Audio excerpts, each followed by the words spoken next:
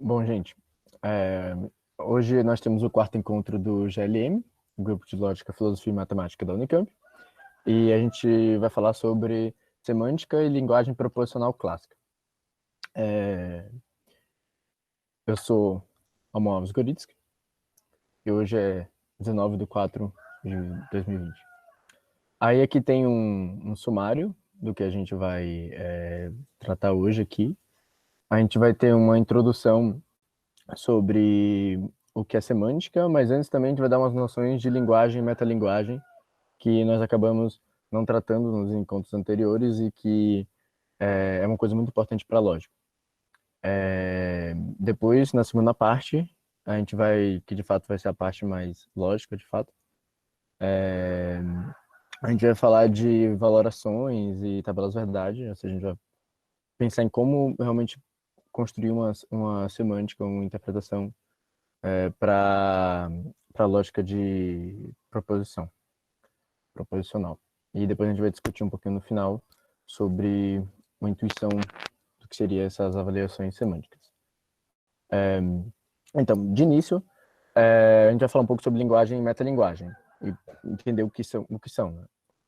Aí, comumente falamos de expressões de nossa língua usando a mesma. Por exemplo, algodão é uma palavra em português. E usamos, então, linguagens de diferentes níveis, uma sobre a outra. E aí eu cito aqui o Mortari, no livro dele, de Introdução à Lógica, isso indica a presença de diferentes níveis de discurso. Por exemplo, se dizemos que a palavra logic é uma palavra não é uma palavra do português, estamos fazendo uma afirmação em português sobre a palavra do alemão. Um outro exemplo que ele traz é The cat is on the mat, é uma sentença em inglês.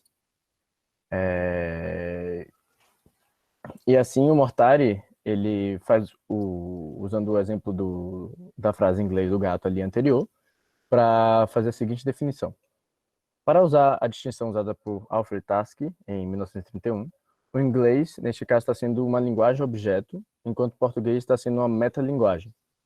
Ou seja, ele está fazendo a distinção entre uma linguagem que está sendo usada por outra e uma linguagem e a linguagem que está sendo usada para tratar dessa outra.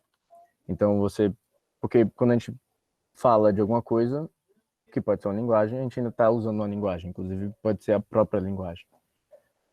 Ou seja, você pode falar de português, como no primeiro exemplo, do algodão, de português em português. Mas para simplificar as coisas, a gente vai usar como sinônimo de linguagem-objeto apenas linguagem. E quando a gente quiser falar de metalinguagem, a gente vai sinalizar o metalinguagem.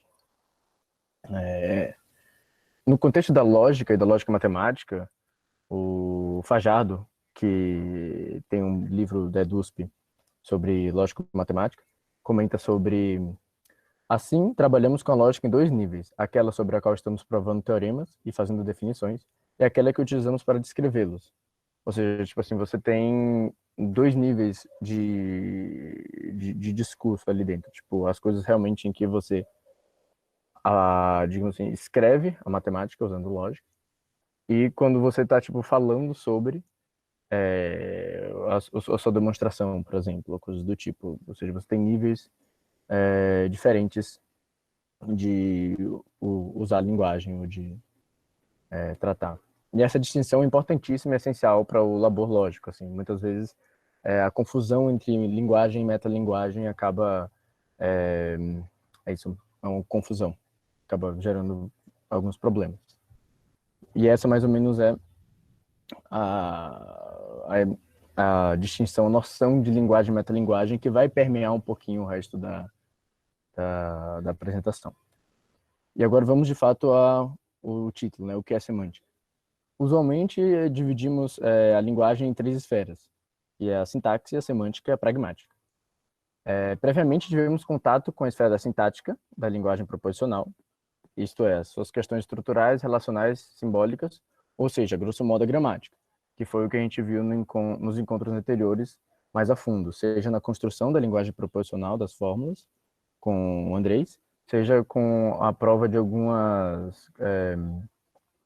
teoremas dentro da linguagem proposicional com o Kai, tipo o teorema da leitura única.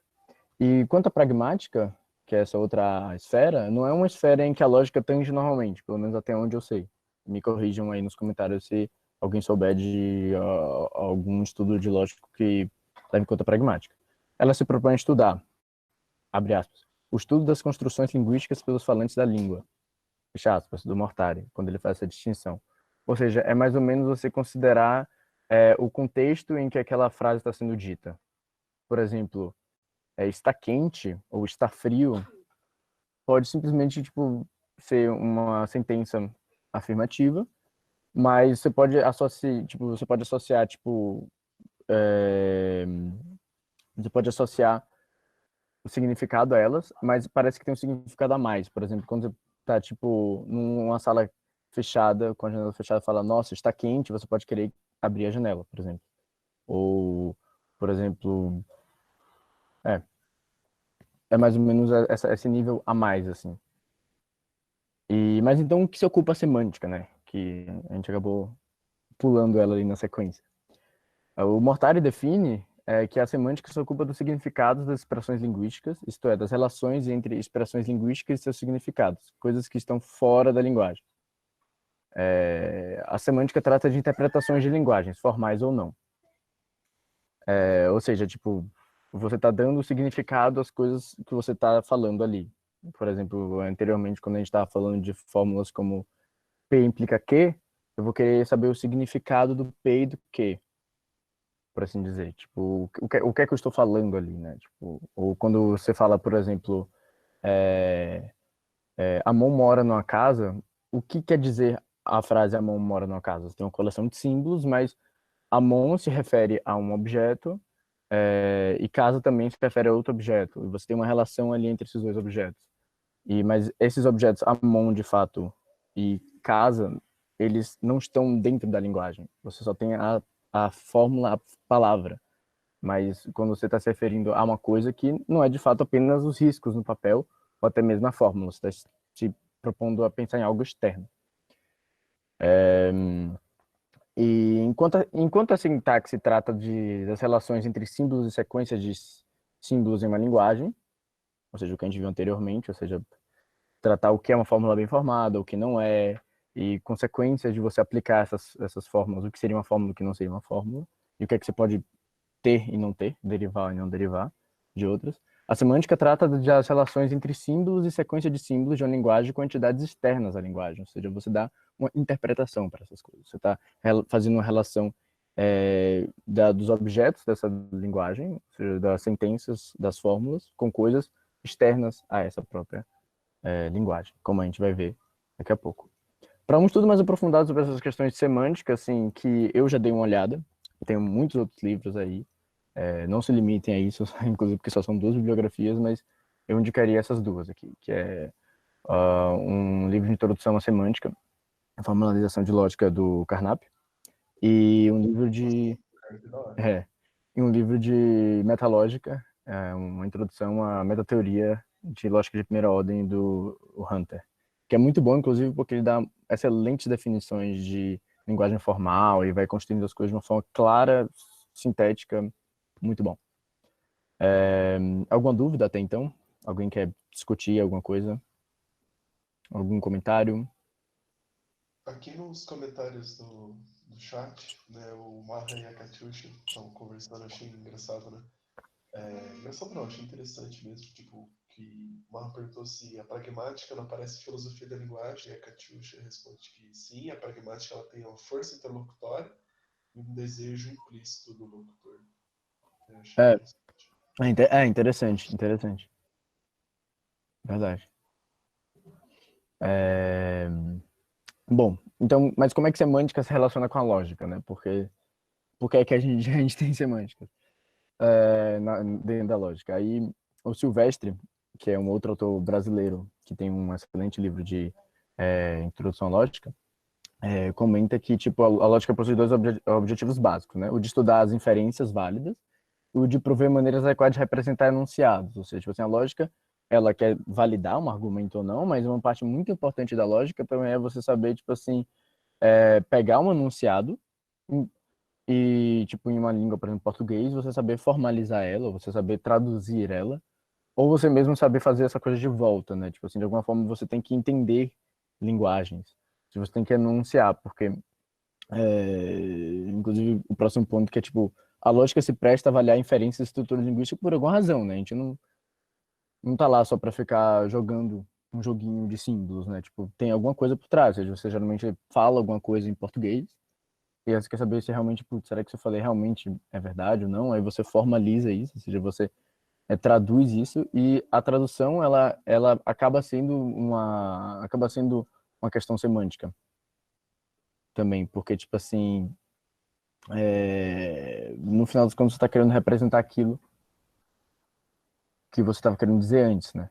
Não, embora você possa dar muito mais ênfase à questão estrutural, mas a lógica se presta então, né, para alguma coisa, por alguma razão, e uma das razões é, por exemplo, clarificar, justificar e analisar processos heurísticos, ou seja, processos criativos e é, que não tem exatamente um claro raciocínio do porquê, tipo, de repente na sua cabeça você, nossa, isso é assim, o que às vezes, de forma uma intuição, né, ou seja, os raciocínios, a lógica não está interessada em saber os raciocínios, como as pessoas se raciocinam, o que os neurologistas fazem, mas como é que a gente consegue pensar esses raciocínios, justificar esses raciocínios. E também clarificar, justificar e analisar teorias, ou seja, tipo, se a gente tem uma teoria, desde seja uma teoria matemática, uma teoria física, uma teoria antropológica, você quer saber, tipo assim, clarificar o que é que está acontecendo ali, até onde, tipo, algumas frases ali, elas impactam ou não. E, por exemplo, muitas vezes, muitas vezes a teoria, tipo, quando a gente começa a pensar a teoria de forma mais formal, uma teoria é um conjunto de sentenças que você consegue, tipo, derivar a partir de alguns conjuntos básicos de sentenças. E, tipo, como é que você consegue derivar isso e por que que você pode derivar isso? A lógica ajuda a clarificar e a justificar algumas dessas questões, e às vezes analisar. Ou seja, pegar uma teoria física e analisar internamente a estrutura mesmo das coisas. E também a lógica se presta a desenvolver linguagens apropriadas, como linguagem de programação, ou mesmo, tipo assim, a, é, é isso, se você quiser desenvolver alguma linguagem para alguma outra coisa, mais, tipo, sei lá, para códigos militares e coisas do tipo, você tem uma boa formação lógica vai te ajudar a você desenvolver coisas assim mais facilmente. Isso porque exatamente a lógica, como no primeiro ponto aqui, ela se trata tanto de você validar questões, tipo estruturais, mas também ela é um estudo da língua em si. Tipo, por isso que quando a gente estuda lógica, a gente acaba estudando muito das línguas, de linguagens, né? Línguas geralmente são linguagens naturais, que é o que a gente chama de linguagens como português, francês, inglês e alemão. Enquanto, tipo, linguagens formais ou artificiais são linguagens que a gente constrói como a lógica proposicional, a linguagem da lógica proposicional clássica.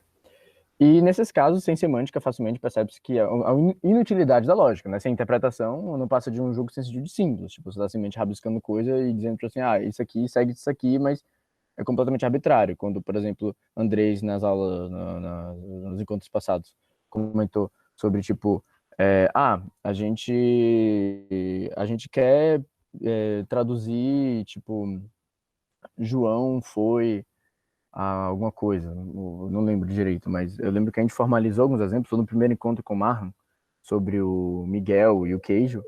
Tipo, a gente queria, no final das contas, dizer e saber alguma coisa sobre o queijo e sobre Miguel. Ou de fato aquela situação. Ou pelo menos saber uma estrutura que se aplicasse àquela e outras situações. Ou seja, tipo assim, passar de ser apenas um jogo de símbolos para de fato ser alguma coisa útil, geralmente você precisa dessa questão semântica. E agora a gente vai chegar na parte de valoração e tabelas de verdade. Alguma dúvida até agora? Alguma questão, um comentário sobre para agregar aí sobre as questões de semântica e lógica?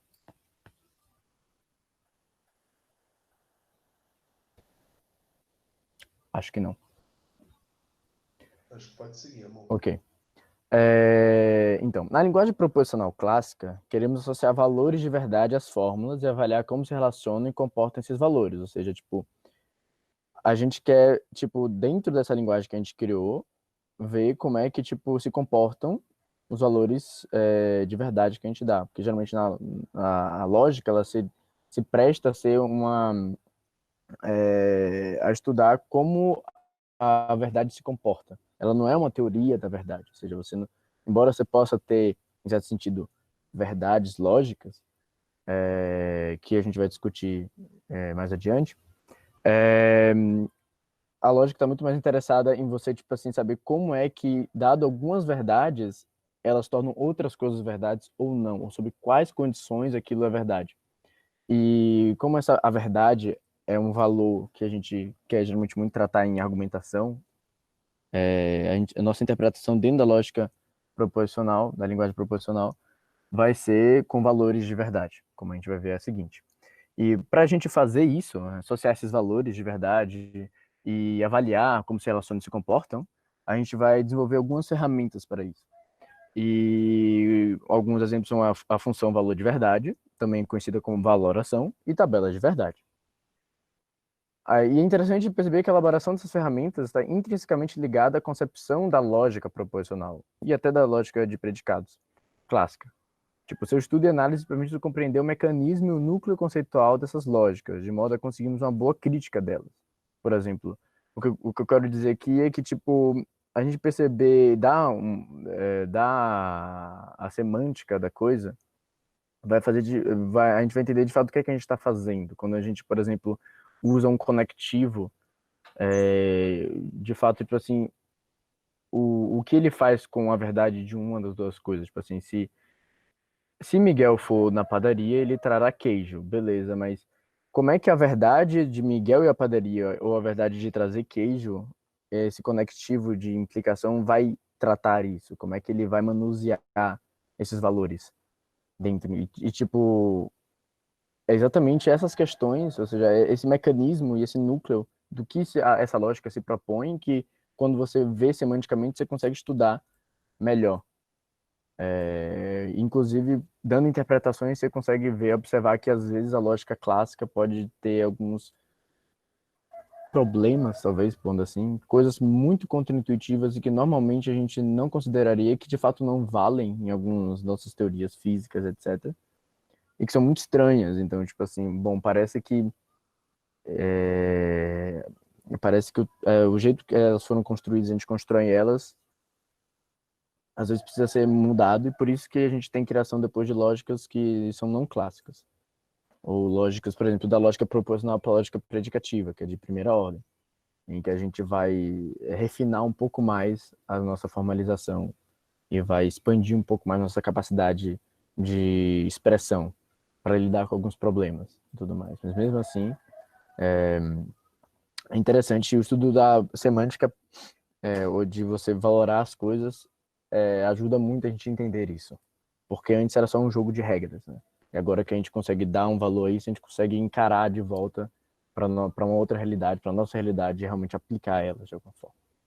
Bom, vamos falar de função valor de verdade.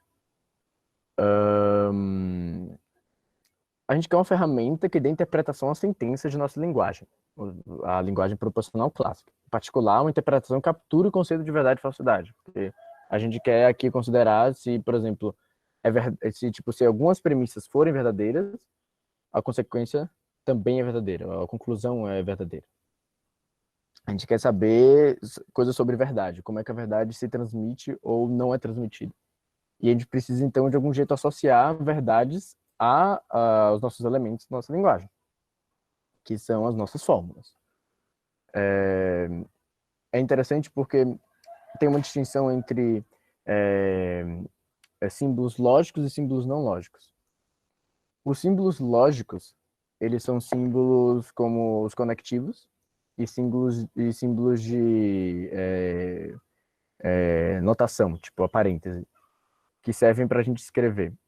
E eles geralmente a gente não dá uma interpretação para ele, porque eles na verdade é que moldam os valores que a gente dá quando a gente dá a interpretação. Ou seja, os símbolos não lógicos, como as variáveis proposicionais, os nomes, por assim dizer, ou seja, dentro de uma linguagem, as coisas com que são ligadas pelos conectivos, elas vão ter uma interpretação, e a interpretação do todo ou tudo mais vai ser mudada a partir desses símbolos lógicos. Essa é mais ou menos a ideia. Se ficou confuso, podem comentar aí. Mas a ideia disso é então que a gente vai dar interpretação às sentenças e, e a gente vai querer dar as fórmulas e a gente vai querer fazer isso de forma a conseguir capturar todas as nossas fórmulas. E como a gente não tem as nossas fórmulas, obviamente, a gente não tem uma fórmula que seja apenas um conectivo, a gente não vai estar muito interessado em dar interpretação direta aos conectivos. A interpretação dos conectivos geralmente são, na verdade, a interpretação tipo, como se relacionam as interpretações na presença de um conectivo. Vai ficar mais claro quando eu falo de interpretação daqui adiante. Antes de tudo, volvamos à nossa linguagem, a linguagem proposicional clássica, e recapitulemos sua estrutura sintática e façamos a requisitada ferramenta interpretativa. Então, agora a gente vai voltar um pouquinho no que a gente já viu antes, para ver como é a nossa linguagem e como é que a gente consegue fazer essa ferramenta. A linguagem proposicional é uma linguagem formal, e por seguinte é um conjunto de sentenças cuja formação é boa, isso é, segue claras regras sintáticas, ou seja, de formação. Ou seja, toda fórmula que pertence, toda sentença dessa linguagem, ela é bem descrita por uma regra de formação. Ou seja, ela não precisa de alguma interpretação. Eu não preciso saber o que são símbolos, o que eles querem dizer, para dizer que eles cabem junto ou não, se eles se encaixam ou não. Eu digo que, tipo assim, vai ser uma fórmula apenas o que segue algumas regras. E aí eu consigo ter um punhado de fórmulas. E no nosso caso, inclusive, a gente quer estender isso para bastante fórmulas. Então, a gente geralmente começa com o conjunto de variáveis proposicionais, que são um conjunto, digamos assim, de fórmulas atômicas, né? Que são as coisas, a nossa base, e que são proposições, como, por exemplo, eu já estou dando interpretação, por exemplo. A proposição P, eu posso associar a mão está sentado numa cadeira, por exemplo. Mas eu também posso associar a essa mesma sentença, essa mesma fórmula P, que é proposicional, por exemplo, verdade. Ou seja, eu estou querendo dizer que é verdade que a mão está sentada na cadeira. A gente vai querer fazer alguma coisa desse tipo. Mas como é que a gente vai conseguir fazer isso para coisas mais complexas? Então a gente vai observar como é que essas coisas são construídas, né? A gente constrói, tipo, os níveis, por assim dizer, das nossas fórmulas. Você tem o F0, que são as variáveis proposicionais, depois você tem F1, que são as variáveis unidas, as fórmulas que a gente consegue, moleculares, que a gente consegue construir com elementos proposicionais. E por assim vai, em F2 a gente faz o F1 unido, agora as novas coisas, as novas fórmulas, que a gente já tinha antes, a gente vai construindo fórmula através de fórmula, como montando um Lego. Tipo, monta duas pecinhas de Lego, aí você, depois que você tem várias duas pecinhas, você vai montando de duas em duas, de três em três, e por aí vai. E temos, assim, que é uma clara construção da sentença da linguagem proposicional clássica. Uma sentença é bem formada se somente se está em algum Fn, ou seja, toda fórmula que a gente tem na nossa linguagem está em algum nível Fn, algum N natural, que pode ser estupidamente grande, mas está em algum lugar. Se não está, não é fórmula. A gente pode visualizar isso. Desculpa pelo desenho bem esdrúxulo, mas é que eu não sou muito bom em formatação. É tipo idosos com tecnologia.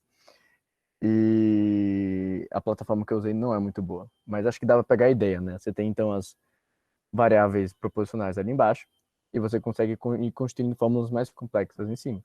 Com um conectivo, depois com dois conectivos. No caso, mais de dois, né?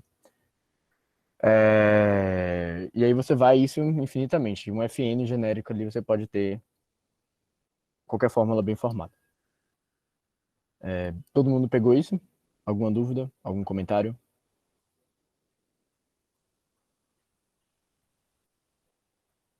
Acho que não. Não sei se isso é bom ou se é ruim. Mas, então, a gente quer dar alguma interpretação. Tipo, a gente quer, se é possível, interpretar que, tipo, dá valores, tipo assim, de uma fórmula de Fn ser verdadeira, ou falsa, e tipo, como é que a gente vai tipo, dizer que ela é falsa ou ela é verdadeira? Com que base? E tipo, a gente também quer saber como é que isso repercute nas fórmulas que compõem ela, né? Então, de fato, agora a gente vem na definição de função valor de verdade. A definição segue. Seja f um conjunto de fórmulas da linguagem proposicional clássica, uma função valor de verdade é uma função v definida desse conjunto de fórmulas para um conjunto que contém 0 e 1, tal que o v da negação de A é igual a 1 se somente se, ou seja, você só tem isso se você tem o outro e o outro se você tem isso. Se o valor de A é igual a 0, ou seja, você troca o valor. E você também tem aí também a definição de como é que a gente dá o valor, por exemplo, para uma conjunção, por exemplo, A e B é verdadeiro somente se A puro é verdadeiro e B puro é verdadeiro. E você tem, por exemplo, o A implica B, se somente se ou o A é falso ou o B é verdadeiro. E a bimplicação é se eles têm o mesmo valor. Isso para qualquer fórmula A e B pertencente ao F, ou seja, não precisam ser fórmulas atômicas, mas podem também ser fórmulas atômicas. Não há problema. E a gente chama normalmente, comumente, essa função de valoração, de forma mais genérica e calorosa, assim, de valoração. Assim a gente consegue pegar, por exemplo, uma fórmula mais complexa, como o A ou B, e dividir ela em duas fórmulas, e na valoração de duas fórmulas mais simples. Por exemplo, A é verdadeiro ou B é verdadeiro, para que o que eu falei antes seja verdadeiro. E aí, agora a gente consegue agora desconstruir, de alguma forma assim, né? Voltar para as origens e saber se uma fórmula em algum nível n é verdadeiro, isso vai depender se as de baixo são verdadeiras ou falsas e por aí vai. E a gente vai ver isso daqui a pouco. Assim, uma valoração V atribui uma interpretação às fórmulas de nossa linguagem formal. Associamos o valor 1 com verdadeiro e 0 com falso, o que é arbitrário, mas a gente geralmente faz assim porque a gente quer. E a gente interpreta assim que, por exemplo, a gente fala que V de beta é igual a 1, como é verdadeiro que beta é para B, ou seja, essa proposição ou essa fórmula molecular é verdadeira nessa valoração. B é uma sentença qualquer. E a gente vai elaborar aqui um exemplo para deixar isso bem claro. Dada uma valoração V, tal que V de A é igual a V de B, que é igual a 1, ou seja, A é verdadeiro e B é verdadeiro, e V de C é 0, ou seja, C é falso, qual o valor de verdade da fórmula A implica B e C, atribuída pelo esse mesmo V? Ou seja, agora a gente quer saber se essa fórmula é verdadeira ou não. A gente só sabe das fórmulas das fórmulas A, B e C, que podemos tomar como atômicas aqui. A gente pode fazer um pequeno esboço gráfico aqui para nos ajudar, em que a gente consegue fazer meio que uma árvore, como se fosse a árvore sintática mesmo, para quem sabe o que é uma árvore sintática, da fórmula, e aí a gente consegue ir vendo como é que a composição torna uma fórmula verdadeira ou não, e por aí vai. Então, por exemplo, a gente sabe que o A é verdadeiro, o B é verdadeiro e o C é falso. Então a gente sabe que no B e C a gente tem uma coisa verdadeira e uma coisa falsa. Pela nossa definição de conjunção, ou seja, do I, a gente sabe que o B e C só vai ser verdadeiro se B for verdadeiro e C for verdadeiro, mas C é falso. Ou seja, B e C, nesse caso, é falso. O A é verdadeiro. E agora a gente quer saber, bom, o A implica B e C é verdadeiro ou falso? A gente agora vai ter que fazer isso novamente. Alguém quer comentar lá nos comentários se é verdadeiro ou falso? Se quiserem que eu volte para ver a regra, eu posso voltar.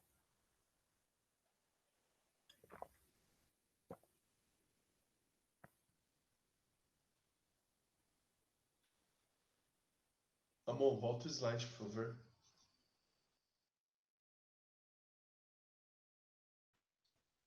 Era esse? É.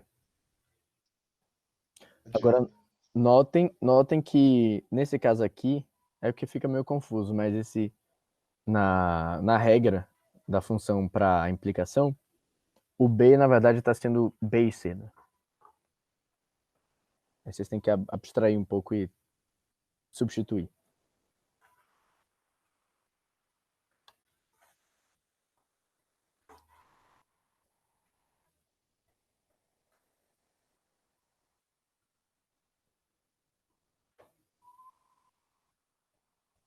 Já tem alguns comentários aí interessantes?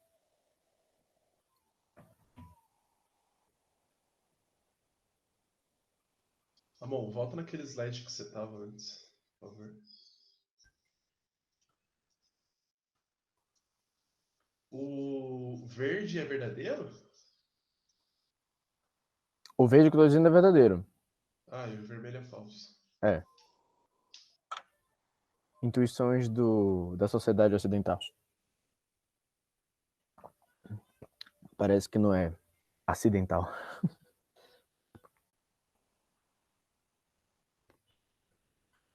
A galera tá falando que vai ser falso. A expressão toda. Sim, eu também acho.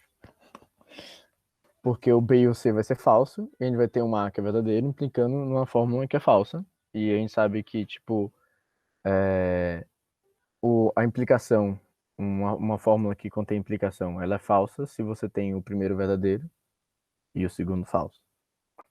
Ou seja, então, a gente tendo o valor das fórmulas atômicas aqui no caso, você consegue o valor de uma fórmula para cima, de cima.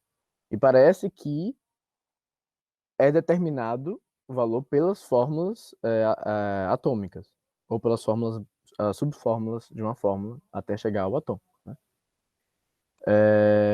E agora a gente vai falar sobre algumas coisinhas sobre isso, os últimos comentários.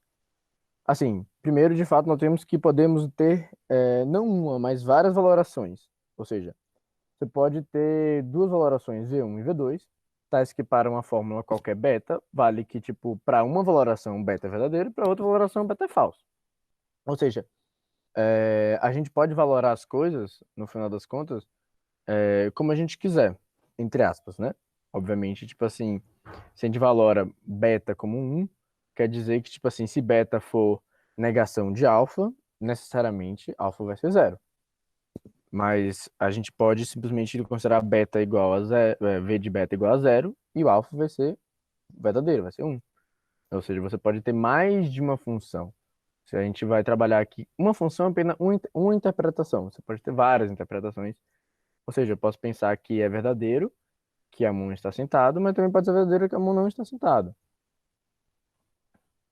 O não, no caso, seria a negação.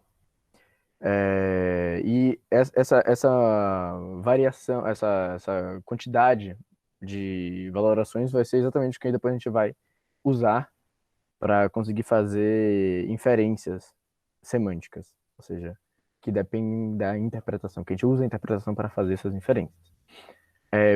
Há um teorema, cuja demonstração não faremos aqui, porque demonstrações são exaustivas e complicadas.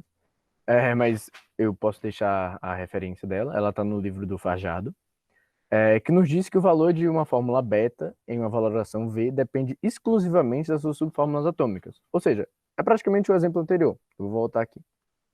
Tipo, a fórmula na linha 1 depende exclusivamente das subfórmulas atômicas que ocorrem nela, ou seja, o A, B e C. Ou seja, o que torna ela verdade é somente se a gente toma elas verdade como verdade ou falsa. Obviamente, os conectivos vão fazer como é que isso vai ser o jogo, né?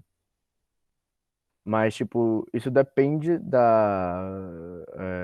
isso depende de suas subfórmulas atômicas. Ou seja, o teorema é que se você tiver duas valorações, V e V', seja A uma fórmula genérica, né? Tal que o valor de P de uma variável proposicional P nas duas valorações é igual para toda variável P que pertence, que é subfórmula atômica de A, ou seja, usando aquele exemplo, o P aqui poderia, é o A, o B e o C. Então, o valor de de A vai ser igual ao valor de B nas duas valorações. O que quer dizer que, tipo assim, se você tiver uma configuração de variáveis proposicionais interpretadas, ou seja, você interpreta o A como uma coisa, o B como uma coisa e o C como uma coisa, se você tiver outra valoração que tenha essas mesmas configurações para as fórmulas subatômicas, as subfórmulas atômicas, você vai ter a valoração vai ser igual. E uma função que é a mesma função, no final das contas. Então, tipo, o interessante é perceber que o que vai tornar... É mais ou menos isso. Alguma dúvida? Alguém quer que eu comente mais sobre isso? Tá claro, mais ou menos? Vou botar aqui rapidão. Ou seja, o que define a função valor de verdade, tipo, obviamente que ela dá valores a fórmulas maiores, mas os valores das fórmulas maiores dependem das menores. Então, tipo assim, se a gente der uma valoração apenas para as subatômicas, a gente já tem qualquer valor para cima. Ou seja, se a gente pegar a base da nossa pirâmide e interpretar ela, a gente já tem tipo valor para tudo de cima. Por isso que é uma forma inteligente de usar isso.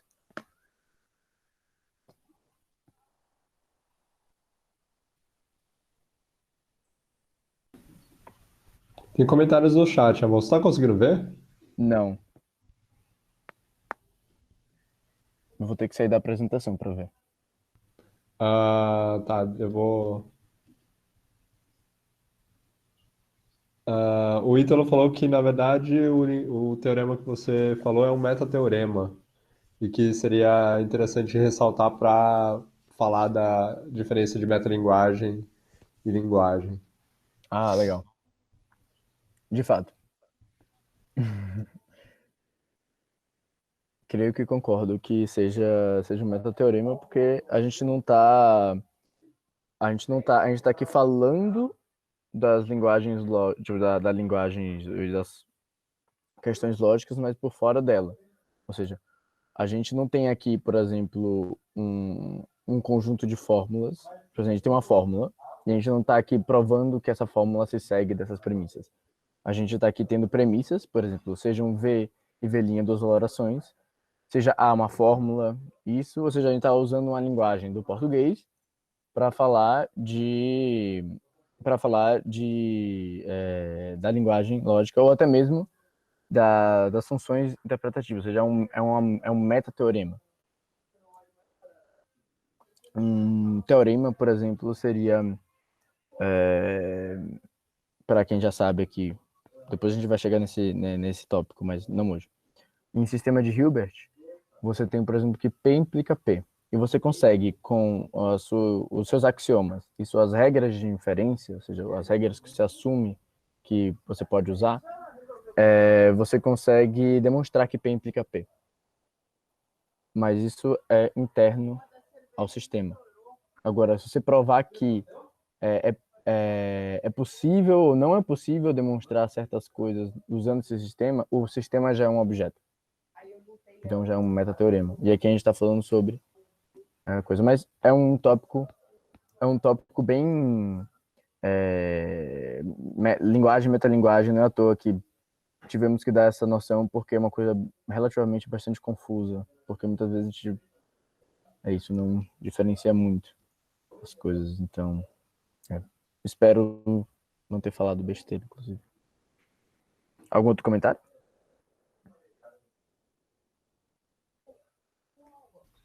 Pode seguir. Beleza. Então agora a gente vai falar de tabelas de verdade. Agora que temos em mãos a ferramenta da função valor de verdade, elaboremos a ferramenta de auxílio à avaliação semântica das fórmulas da linguagem proposicional clássica. Ou seja, a gente vai agora fazer uma ferramenta que use da ferramenta da valoração da função do valor de verdade para a gente conseguir fazer avaliações de forma mais rápida, mais clara e até mesmo de forma mais eficiente, como a gente vai ver. chamamos de tabela de verdade uma tabela em que arranjamos de forma estratégica as possíveis valorações e as fórmulas e suas subfórmulas que queremos avaliar. Ou seja, a gente vai criar uma tabela em que a gente vai ver, tipo assim, visualizar cada possibilidade de valorar as coisas e o que essa valoração faz com cada fórmula, que valor ela vai dar para cada fórmula. Eu trouxe esse exemplo bem intuitivo aqui. Eu tive alguns problemas de formatar tabelas nessa plataforma, o que será resolvido para a semana que vem. Mas, por isso, essa é a única tabela verdade que eu vou trazer aqui. Mas semana que vem a gente vai trazer bastantes coisas com tabelas verdades, bem interessantes, inclusive. Alguns casos bem exóticos. Como vocês podem ver, a gente bota na vertical, na lateral extrema esquerda vertical, a gente vê que a gente tem as valorações, V1, V2, V3, V4, que são funções que dão às variáveis proporcionais P e Q algum valor. E se a gente tivesse, por exemplo, mas eu tenho um V5, mas o V5 ele vai ser igual a alguma dessas. Ou seja, aqui a gente está exaurindo completamente as possibilidades de valorações, pelo menos classicamente. Ou seja, que você só tem valores de verdade 1 e 0. E agora a gente consegue, tipo, ali do outro lado da tabela, uma fórmula molecular mais complexa, formada por periquê. E a gente consegue ali validar se de fato ela é verdadeira ou falsa a partir dos valores que a gente vê do lado. E ajuda muito, porque a gente sabe que P e Q só vai ser verdadeiro se os dois forem verdadeiros. Então, bora avaliar a primeira. Primeira, nenhum dos dois é verdadeiro. Então é falso. Segunda, só um é falso. O outro é, mas também tem um falso. Também não é. Tudo falso. Agora, no último caso, você tem um com um. Então aqui é verdadeiro. E aí você consegue, se eu estendesse essa fórmula, eu conseguiria, tipo, essa tabela, eu conseguiria, e a fórmula, por consequência, eu conseguiria avaliar, tipo, uma fórmula muito mais complexa usando outras fórmulas menores. E eu ver todas as possibilidades de variação, inclusive de interpretação, que são, que são exatamente as barras laterais, que são as valorações. Então, por exemplo, se eu quisesse ainda perguntar, por exemplo, e se eu quisesse botar, por exemplo, talvez complique um pouco, mas se eu botasse, por exemplo, um P implica Q no lugar dali, por exemplo, tem um apontador aqui. Eu tenho aqui P e Q, mas se eu tivesse aqui no lugar disso um implica, como é que eu poderia mudar isso daqui? Tipo, bom, eu sei que P implica Q, ele é verdadeiro quando ou quando o primeiro é falso, ou quando o segundo é verdadeiro. Então, se eu tiver, olha, nesse primeiro caso, eu tenho o primeiro falso. Então, bom, daí eu já sei que é verdadeiro. Então, eu botaria um aqui. Segundo, bom, aqui eu tenho que o primeiro também é falso. Então, a implicação também seria verdadeira. Seria verdadeiro aqui também. Opa, primeiro verdadeiro, último falso.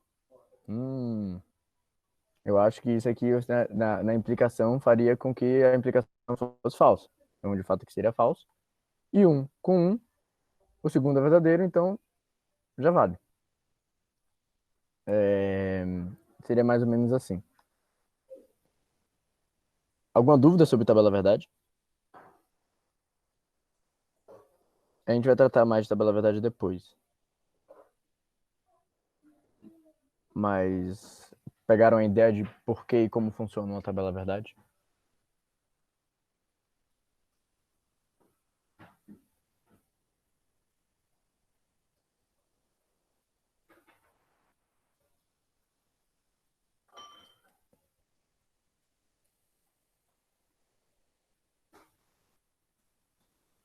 Tem um debate nos comentários aqui.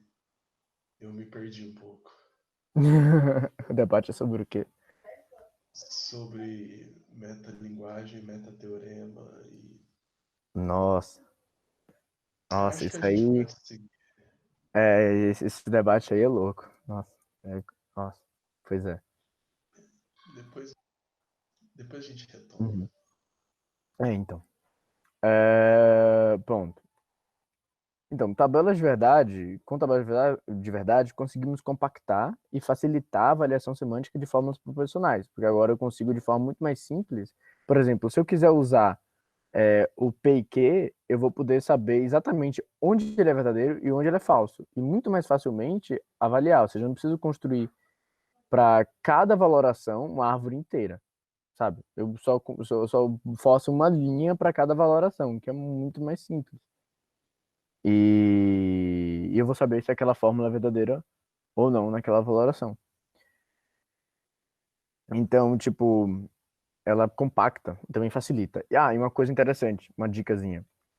Quando você for escrever tabelas verdades, geralmente comece botando, tipo assim, a primeira variável proposicional, ou seja, o P aqui.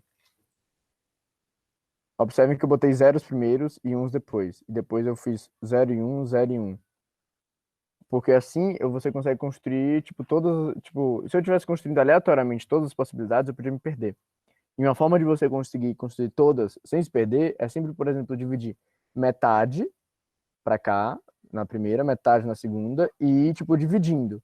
Metade, metade. Só que aqui, como só tem dois, a metade de dois é um, então vai sempre variando.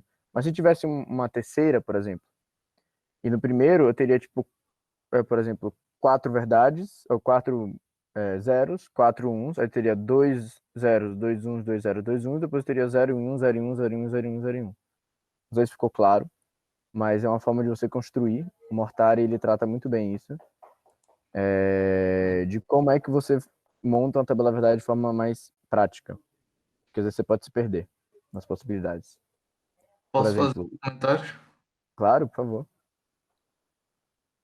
Algumas coisas que eu gostaria de sugerir, comentar, é que, para mim, eu já vi esse assunto, então eu sei o que você está falando. Agora, eu acho que para quem nunca viu, não deve ter ficado muito claro, até mesmo como fazer uma tabela verdade, entendeu? Então, seria legal se no próximo encontro vocês mostrassem alguns exemplos e tal. E também formas É só uma primeira de... apresentação. No próximo a gente Sim. vai fazer essa criação. Aqui é só uma primeira intuição mesmo. Foi primeiro por causa do tempo também, porque a gente já tá chegando fora do tempo e, tipo, a gente, na verdade, era uma apresentação maior, só que ficou tão grande que a gente teve que cortar em dois. Então, tipo, a gente ainda vai falar de tautologias, contradições, a gente vai usar bastante tabela verdade. E Eu a gente pode fazer uns passo a passos também. gostaria de sugerir também que vocês mostrassem diferentes formas de organizar a tabela verdade, porque com a prática você aprende que você consegue enxugar a tabela, digamos assim, simplesmente colocando, por exemplo, as valorações numa fórmula só, entende? Ou embaixo do conectivo, enfim, só mostrando formas diferentes de fazer. Isso é uma... Interessante. Agora, assim, também um comentário é que a tabela cresce muito rápido, né? Assim, a gente sabe que o número de linhas É, cresce numa 2 a n elevado a n, onde n é exato. o valor de variáveis, né? A quantidade de variáveis.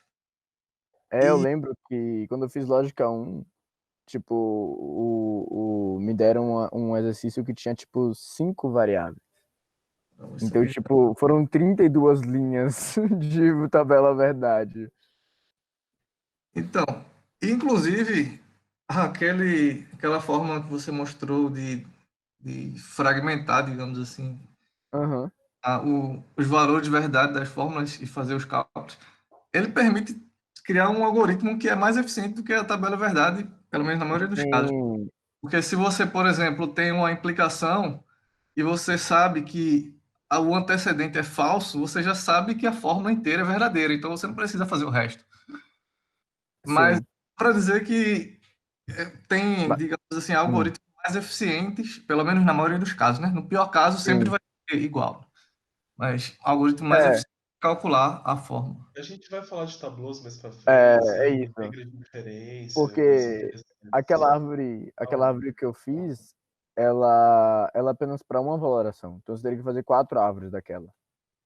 Então, tipo assim, Por isso que o Tableau ajuda, na verdade, quando você vai falar de, por exemplo, de inferências, mas de fato existem métodos mais fáceis de fazer isso, que é o que chama Tableau, que é um pouco diferente daquilo lá que eu fiz, mas que é parecido, que são os tableaus semânticos, que a gente vai ver depois.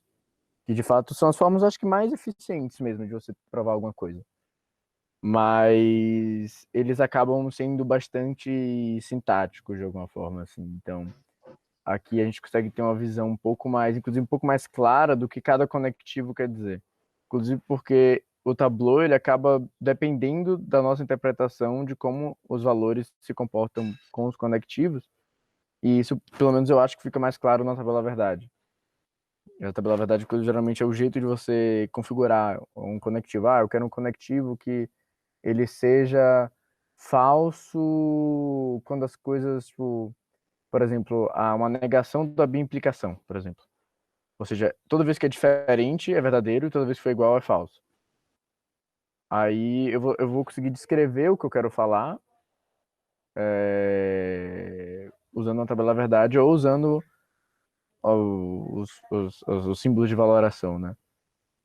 Tipo, você escrever as regras, às vezes, tipo, numa árvore, pode ficar um pouco mais confuso, porque geralmente vem essa interpretação. Mas a gente vai falar disso, não se Bom, preocupe. a gente pode dar continuidade, já tá acabando o tempo. Sim, tá acabando também aqui, graças a Deus. Então, tabela de verdade e conseguimos olhar, em um olhar visualizar todas as valorações, o que nos será de grande valia no futuro em casos como o seguinte: queremos saber se sempre que um conjunto de sentenças for verdadeiro, será também outra sentença qualquer.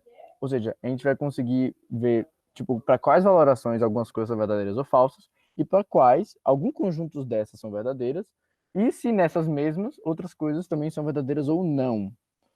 Ou seja, isso ajuda muito a gente a trabalhar depois com essa configuração de coisas de conjuntos de certezas verdadeiros, se for, o outro será, que é exatamente semelhante ou na verdade a nossa noção de inferência, né? Que foi tratado nos outros encontros. Ou seja, é uma grande valia a gente ter a tabela verdade para fazer isso. E também, outra coisa é para a gente construir, por exemplo, algumas fórmulas, que a gente vai também tratar depois, que são equivalentes umas às outras. Ou seja, eu tenho umas fórmulas que têm os mesmos valores nas mesmas valorações, por assim dizer. Mas, tipo, por exemplo, a forma normal disjuntiva, a forma normal conjuntiva, que a gente vai ver depois, mas só para largar o nome para quem já viu. E aí, agora, por último, a intuição por detrás da avaliação semântica. Ou seja, por fim, façamos uma pequena reflexão interpretativa sobre o que é uma avaliação semântica, né? Tipo, o que é você avaliar semanticamente. De múltiplas valorações, levantamos como realidades, entre aspas, né? Que algo é verdadeiro ou falso. A gente está pensando em uma realidade em que aquilo é falso ou verdadeiro. Ou seja, cada valoração é um jeito de você encarar alguma coisa. E um jeito de você configurar as suas coisas básicas que você considera como verdadeiras ou falsas. E você, inclusive, pode ver que, às vezes, algumas coisas independem do que você... Ou seja, independente de como você interprete, em alguns casos, vai dar o mesmo resultado ou não. Ou algumas coisas são independentes, ou seja, pode ter alguma fórmula, alguma parte da fórmula que não importe no final das contas. E assim estamos verificando sobre quais aspectos, quais condições algo é verdadeiro ou não. Como a estrutura sintática da língua comporta e conduz valores de verdade. Ou seja, aqui a gente está realmente vendo, tipo, como é que a estrutura sintática, ou seja, como é que a construção, os conectivos, eles de fato eles comportam e conduzem, por exemplo, uma fórmula mais complexa a ser verdadeira ou ser falsa. E atrás exatamente da avaliação semântica está mais ou menos isso, você entender o que é de fato que a gente está fazendo quando a gente faz certas regras. E por isso que a tabela verdade é interessante, que, beleza, a gente tem implicação, a gente tem uma regra que, por exemplo, o modus ponens, que se a gente tem A e a gente tem A implica beta, a gente pode implicar beta. Mas o que isso quer dizer, de fato? Isso quer dizer que, tipo, como é que a gente, tipo, realmente o que isso tem a ver com que verdade é transmitida e tudo mais. E isso a gente acaba analisando quando a gente começa a fazer análise semântica das situações. E semana que vem teremos tautologias e contradições, reflexões sobre as verdades lógicas e inferências semânticas. A gente vai realmente começar a ver um aparato de inferência semântica. A gente vai ver alguns limites da lógica proposicional clássica, ou seja, tem alguns cantos que falam, opa, parece que não faz sentido quando a gente realmente põe isso dessa forma. E a gente vai ver também equivalências, ou seja, quando você tem algumas fórmulas que podem não ser iguais, mas são equivalentes, ou seja, elas têm os mesmos valores sempre. Ou seja, você pode ter você tem formas de construir isso, geralmente. Inclusive, aumentando ou reduzindo o número de conectivos que você tem. Isso é interessante. Aqui estão as referências que eu usei e eu citei.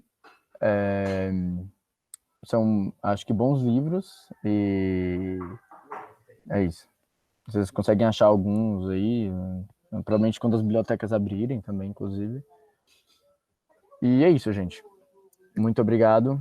Qualquer comentário aí que vocês tenham ainda para essa última parte de intuição também, a gente pode abrir agora nos últimos 0 minutos para discussão.